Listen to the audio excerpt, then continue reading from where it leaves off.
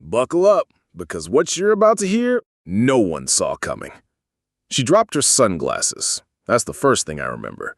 She was walking barefoot along the shoreline, laughing into her phone, twirling a lock of her hair like she used to do when she was lying. The tide rolled in smooth and lazy, and just as she passed the old wooden pier, she looked up and saw me. And that's when everything about her body changed. The casual sway of her hips, the fake warmth in her voice, the carefree strut, gone. Her jaw clenched. She stopped walking. Her hand mid-gesture dropped like it forgot what to do. And those sunglasses she always wore to hide behind fell right into the sand. She wasn't supposed to see me again. Not here. Not ever. She thought I had disappeared for good. And honestly, so did I. But the thing about silence, it doesn't erase betrayal. It feeds it. And after 3 years of holding my tongue, it was finally time for her to see what that silence had turned me into. You think I'm dramatic? Fine, maybe I am. But you weren't the one left staring at an empty apartment with one toothbrush missing and a divorce letter signed in lavender-scented ink. You didn't read the last message she ever sent me. 5 words that hollowed out my chest like a dull knife. Don't hate me. I'm free. She left on a Wednesday. Told me she was heading to a wellness retreat with her sister. Said she needed to reconnect with herself. I didn't argue. I even packed her yoga mat into the trunk. That same night, I got a DM from someone I didn't know, an old classmate of hers. No greeting, no emojis, just a grainy photo taken through the window of a beach bar 2 states away. She wasn't alone. She was kissing a man who wasn't me, a man she used to call a nobody, a man who had once slept on our couch after getting dumped by his fiancée, a man who cried on my shoulder over cheap beer while she whispered from the kitchen, "He's a lost puppy, be kind." Yeah, that puppy had his hands on her lower back while she laughed into his neck. That was the last time I slept in my own bed. And now, here we were, on the same stretch of sand. 3 years later, her face pale, her eyes locked on mine like she just saw a ghost with unfinished business. I didn't say a word. I didn't need to. Because what happened next, she wasn't ready for it. None of them were. She blinked first, and that told me everything I needed to know. Delilah, yes, her, wasn't used to being speechless. She was a master of distractions, of staged tears, of spinning the narrative so fast that you'd start apologizing before realizing you were the one betrayed. But on that beach, standing only a few feet away from the man she'd discarded like last year's fashion trend, she was frozen. I thought about walking away again. Honestly, I did. It would have been the cleaner choice, the poetic one. You know, the whole, he walks off into the sunset while she stares in regret ending. But this wasn't a movie, and her betrayal didn't deserve a cinematic bow. She didn't deserve peace. She deserved the truth. Raw, unfiltered, and far worse than she remembered. I took a step toward her. She flinched. That amused me more than it should have. The Delilah I once knew would have smirked, tossed her hair, and said something like, "Wow, Owen, you clean up nicely. Florida suits your ghost phase." But not this time.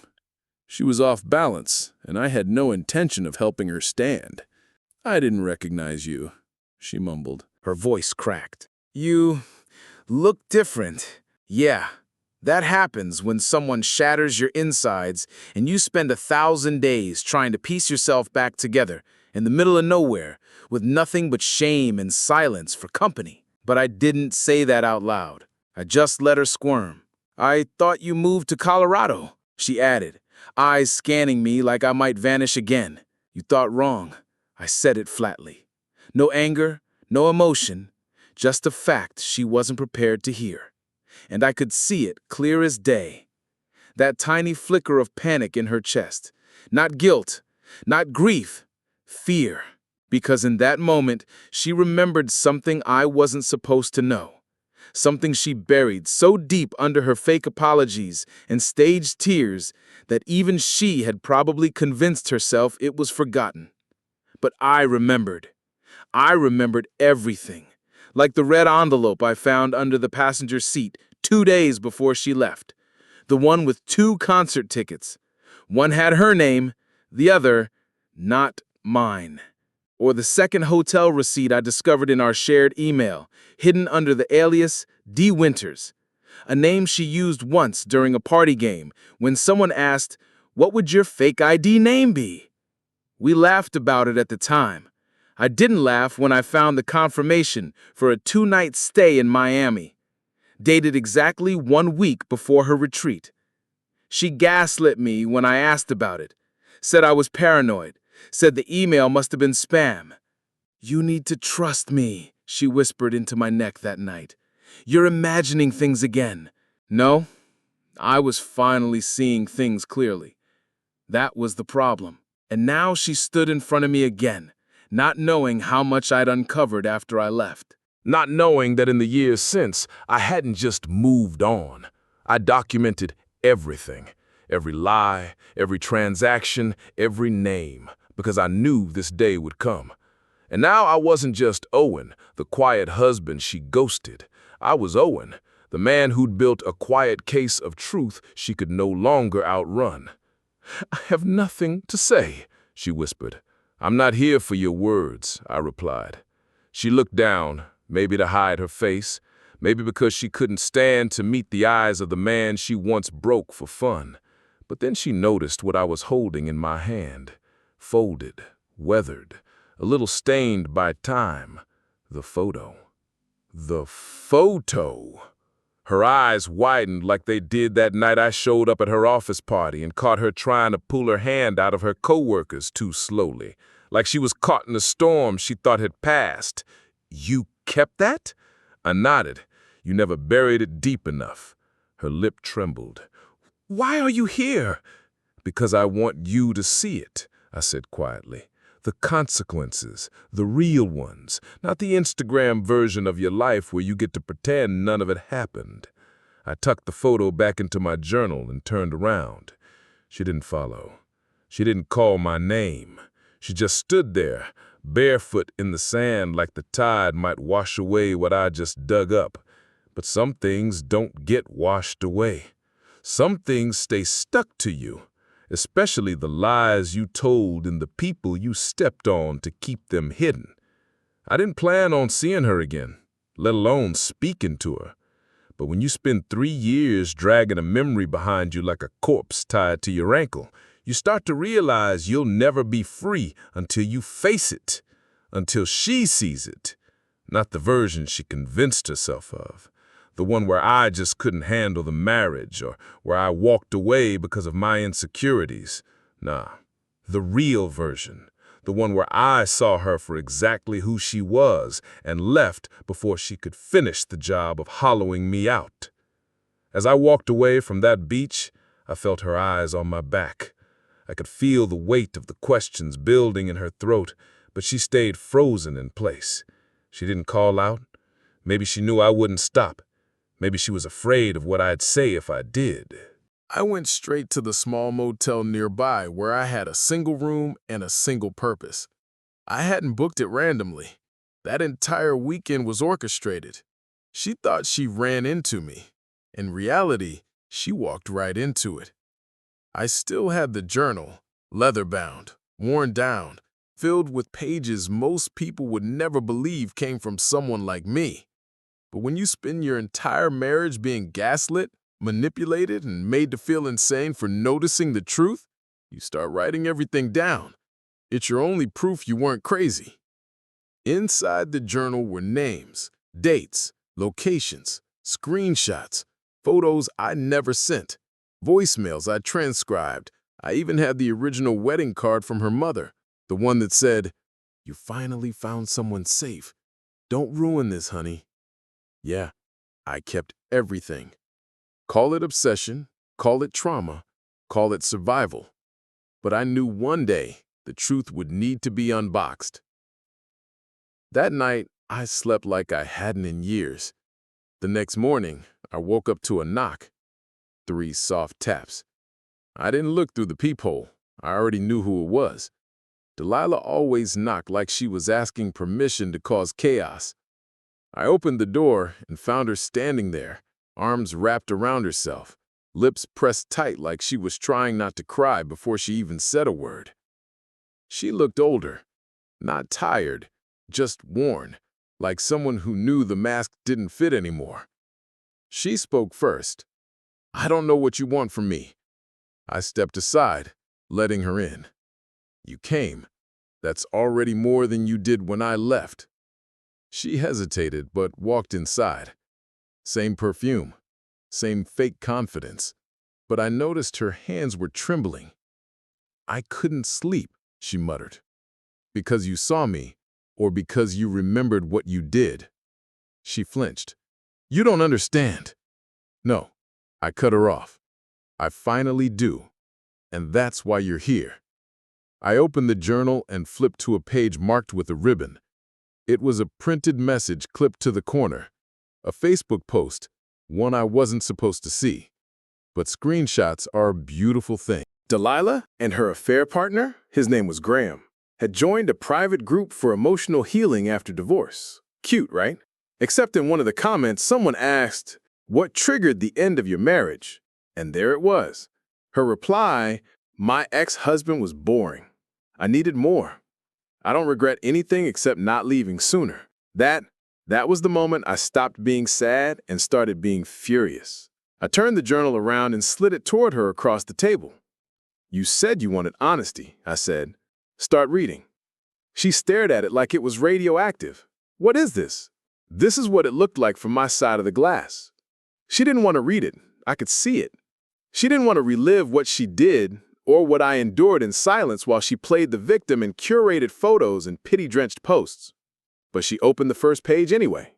She read about the night I followed her Uber receipt to a downtown hotel, about the time I found the necklace she claimed was just a gift from a friend, about the card I intercepted, the anniversary card meant for him, not me. With every turn of the page, her face changed. Her excuses started fading. Her mouth opened a few times like she wanted to interrupt, to rewrite the script, but she didn't because even she knew she couldn't spin this. I watched her hand shake. Then she reached the last page I marked, the one with the final photograph. Her and Graham. Not kissing, not holding hands, just smiling at a small courthouse, holding what looked like a marriage certificate. I leaned back. "You married him." She blinked slowly. "It was complicated." "No?" "It was simple. You lied. You left. You moved on. And now you're here. Why?" She didn't answer right away. She stared down at the photo like it had teeth. Then she whispered, "He's gone." "Gone where?" "Left me last month." I didn't react.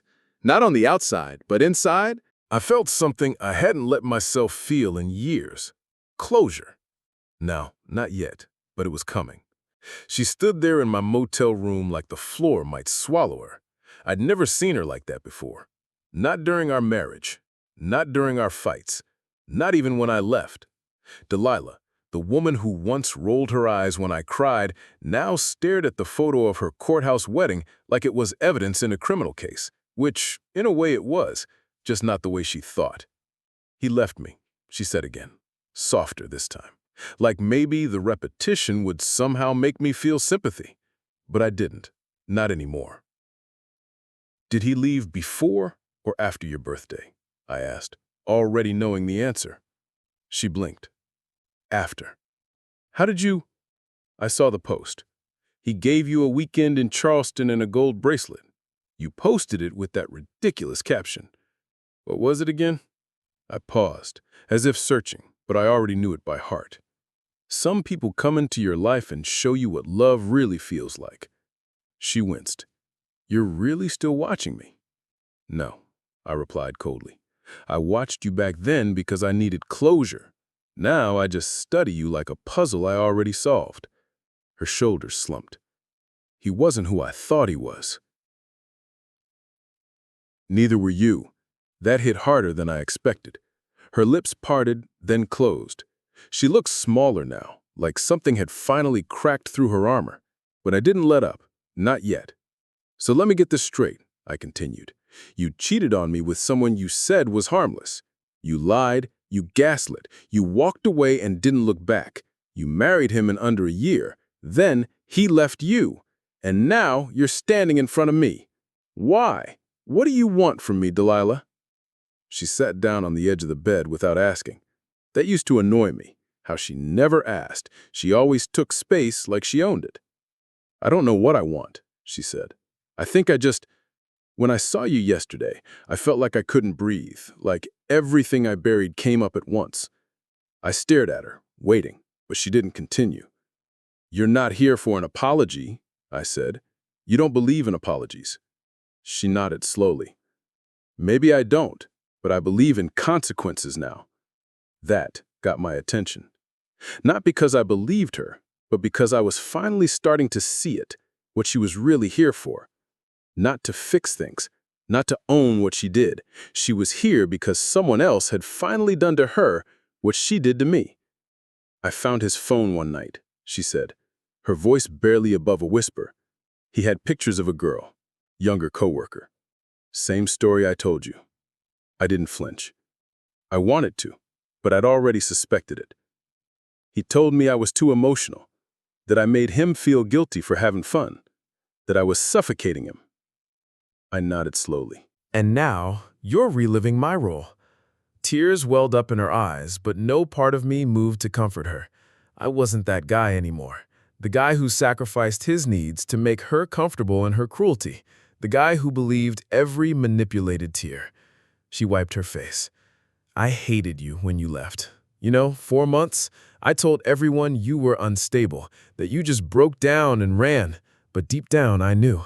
I knew what I did to you. I leaned forward. Then why didn't you say anything?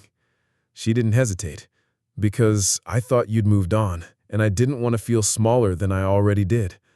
We sat in silence for a long moment. Her eyes drifted to the journal again, the one still open on the table, pages marked with pain she never had the courage to witness when it mattered. I don't want anything from you, she whispered. Not really. I wanted you to know I see it now. All of it. What I did, what I became, what I lost. That was the moment I realized she wasn't here to win me back. She was here because guilt doesn't go away when you bury it. It rots. It leaks into your new life and ruins everything you try to build. And now she was drowning in it. I stood up and walked to the door. Not to kick her out, not yet, but to make it clear who held the exit this time. She looked up, panic flickering in her expression. You're not going to forgive me, are you? I shook my head. No, but I'm not here to punish you either. Then what are you here for? I paused, looked her in the eye. To let you watch me walk away again. Only this time, it's not because I'm broken. She didn't leave after I opened the door. She sat there like a person clinging to the edge of a cliff, hoping for a hand that wasn't coming. And I let her stay in that silence, not to be cruel, but because I wanted her to sit in the mess she created, without distraction, without rescue. I'm not proud of anything I did, she finally said, breaking the stillness. But I'm not proud of how you left either. I closed the door. You think I left to punish you? I think you left to hurt me. And it worked.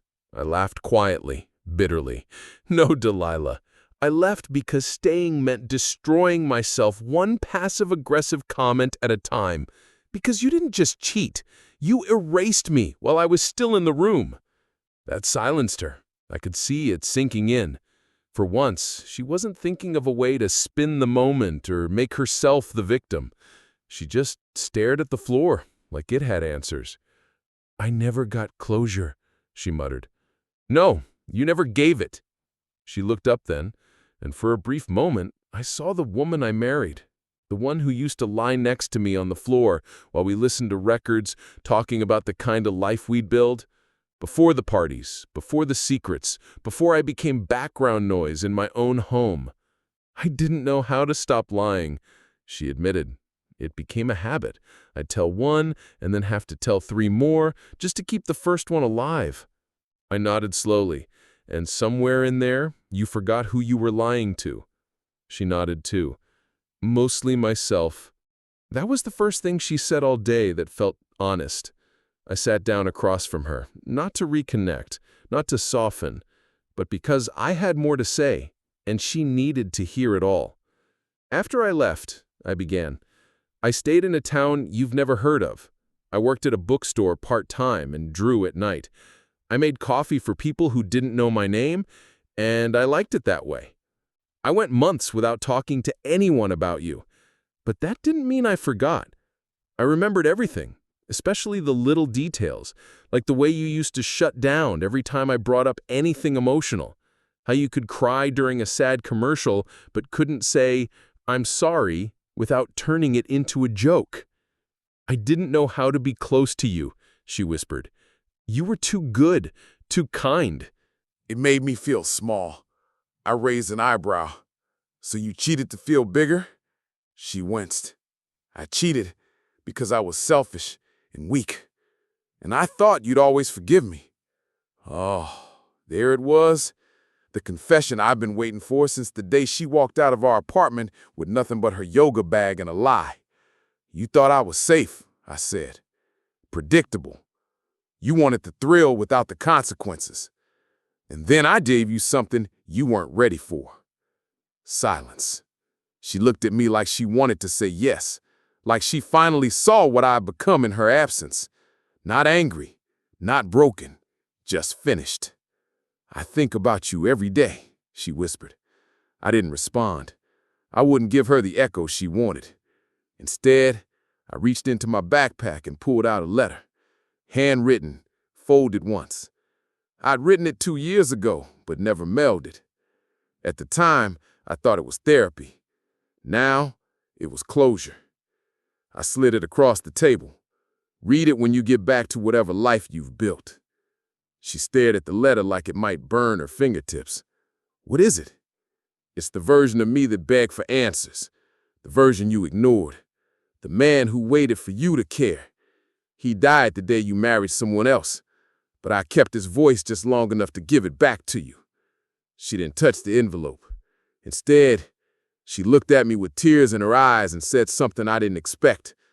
"I didn't just lose Graham. I lost my job, my apartment, my savings. Everything I built with him collapsed overnight, and all I could think was, maybe this is what I deserve." For a long second, I didn't feel anything. Not pity, not anger, not even satisfaction. Then I said calmly, "Losing everything isn't the same as learning anything." And with that, I stood up. Her eyes followed me, but her body didn't. She stayed seated, as if moving would make it real.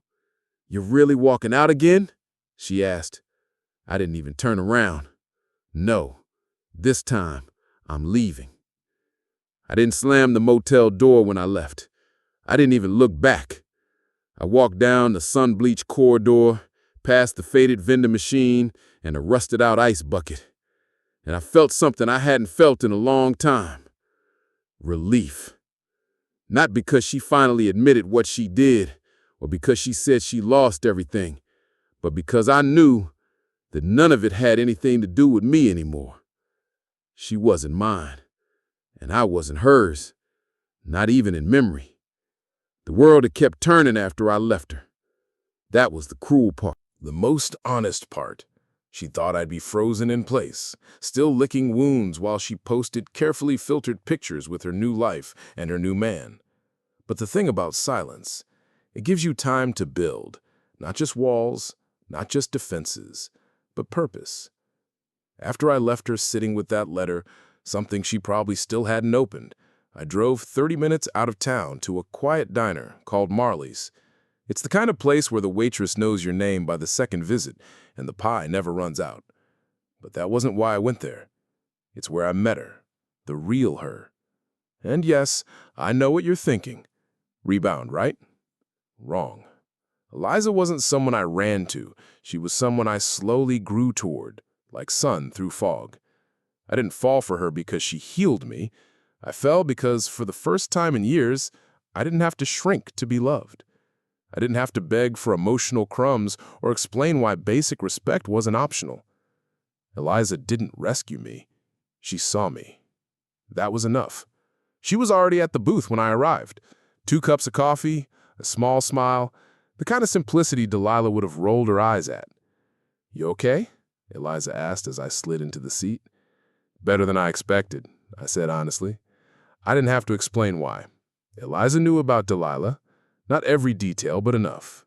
Enough to understand why I disappeared for 3 years, why I flinched every time someone raised their voice or said I was just joking. Enough to know that closure wasn't about getting even. It was about becoming someone she couldn't touch anymore. We talked for an hour about everything and nothing. The weather, her new job, the poem I was working on. And then, as casually as if she were asking for the time, she said, "Did she say what she came for?" I nodded. She wanted to be seen. Not forgiven, just acknowledged. Eliza tilted her head. "And did you?" Enough to make sure she never comes back. She smiled, proud but quiet. Then she leaned in and said something I'll never forget. "You know she's going to spiral, right? You were her safety net, even if she burned it." "I'm not her net anymore," I replied. "I'm the reason she finally hit the ground." And I meant it. Because what Delilah didn't realize was that people like her don't change when they get caught. They change when the story they've been telling themselves finally collapses. And I didn't collapse. I survived. And that ruins people like her more than rage ever could. Later that night, back at the motel, I found the envelope I had given her sitting outside my door, unopened. She hadn't read the letter. Or maybe she couldn't. Maybe reading the truth, written in my own hand, was a level of honesty she still wasn't ready for. I didn't bring it back inside. I left it where it was.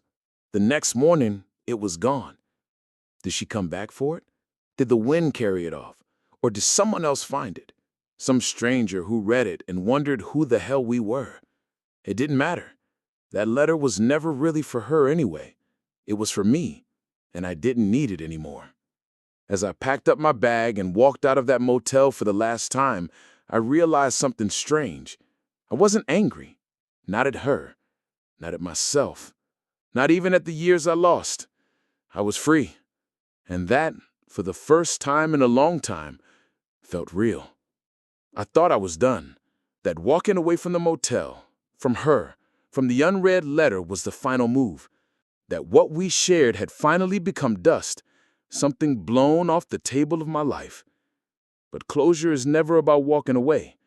It's about knowing that if the past comes knocking again, it can't find a way back in.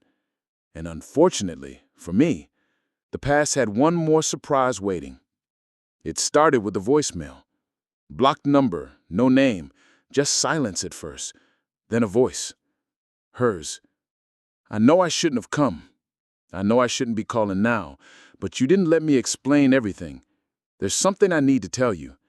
About that last year, about Graham, about what I found after you left. I don't know if it matters anymore, but it's not what you think." I deleted the voicemail. Then I recovered it. Then I listened to it again, and I hated myself for caring even a little.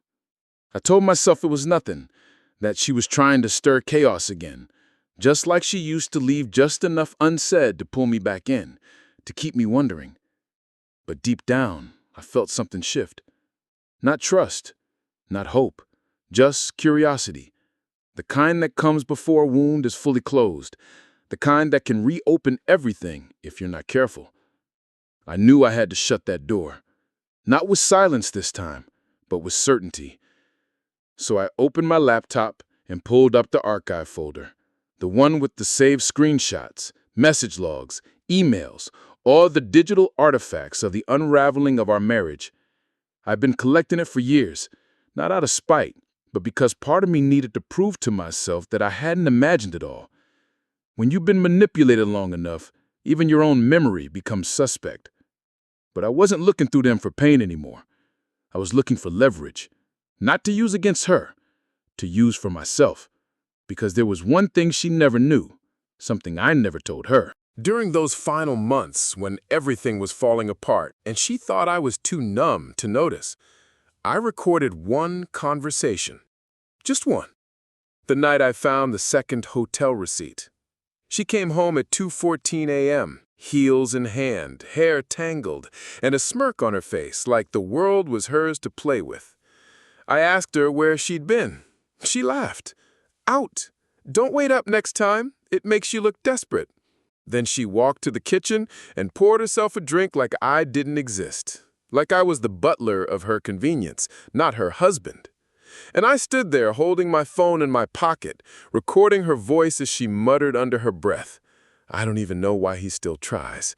If he had any self-respect, he'd be gone by now. That recording was still in my drive, untouched, forgotten, but now it pulsed with new energy. It wasn't a weapon. It was a mirror, a reminder of who she really was when the mask slipped. And hearing it again didn't hurt. It clarified. It stripped away the leftover sympathy I didn't realize I still had, clinging to the edges of my chest like ivy. She wasn't reaching out now because of guilt. She was reaching out because Graham had left her shattered, and I was the only person who still held her unedited truth. She thought maybe there was a version of me who'd still chase that last thread. But there wasn't. That Owen, the one who clung to memories and let her rewrite history, was gone. So I made one final choice. I mailed her a copy of the recording on a USB drive. No note, no return address, just the unvarnished version of her voice in the dead of night, confessing more in a mutter than she ever did to my face. I didn't need a reaction. I didn't want a phone call. I didn't even care if she listened to it. I sent it for me, because closure isn't peace, it's power. The power to know that the truth still exists even when the liar no longer does. And once I dropped that envelope in the mail, I walked back to the car, started the engine, and whispered the two words I had waited 3 years to say. I'm done. Not as a statement, as a fact. It's strange how quietly life moves on when you finally stop chasing the echoes. The morning after I mailed that envelope, I woke up without anxiety for the first time in I don't even know how long. It wasn't like some movie scene where the sun spills in dramatically or birds sing outside your window. It was normal, plain, quiet, and that's what made it perfect. Delilah never called again. I don't know if she listened to the recording. I don't know if she threw it away. But deep down, I believe she did listen. And not because she wanted to understand what she lost, but because she needed to hear her own voice stripped of excuses. But her reaction? That wasn't my responsibility anymore. In the weeks that followed, I didn't keep rechecking my phone. I didn't scan social media to see if she posted something cryptic. I didn't pace the floor wondering if I did the right thing. Instead, I started sketching again. I taught my first community class in years. Eliza and I went hiking upstate and got caught in the rain halfway down the trail. We didn't run for cover. We laughed, soaked to the skin, and let the moment happen. That was the real shift. Not revenge, not justice, but joy without condition. I wasn't the man she left anymore. I was the man who had finally come back to himself. And the beautiful part? That closure I spent years searching for didn't come from her. It came the second I stopped needing her to provide it. I thought this story would end with a confrontation or a dramatic breakdown or some poetic last word that made her cry. But it didn't. It ended with me sitting on a park bench, drinking coffee, looking up at the sky, and realizing I felt light. Not because she said sorry, but because I stopped asking her to. And if you've been through something like this, maybe that's the part you need to hear most. You don't need the apology. You don't need the last word.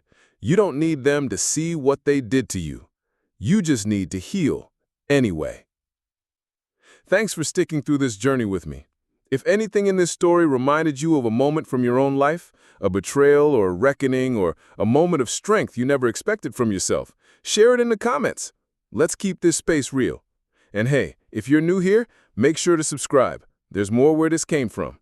This was Reddit Confessions. Until next time, stay strong, stay honest, and don't be afraid to walk away from what no longer sees your worth.